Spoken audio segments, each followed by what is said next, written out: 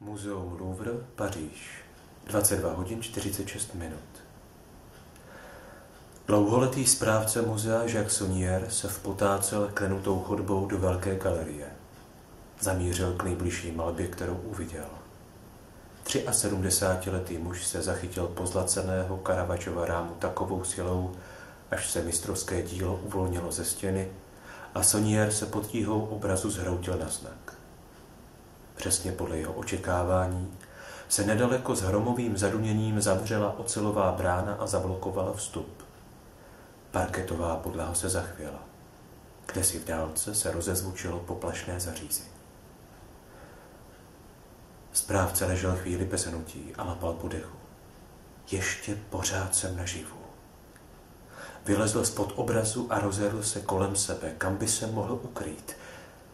Děsivě blízko se ozval hlas: Nehýbej se. Správce strnul tak, jak byl, v kleče na všech čtyřech, a pomalu otočil hlavu.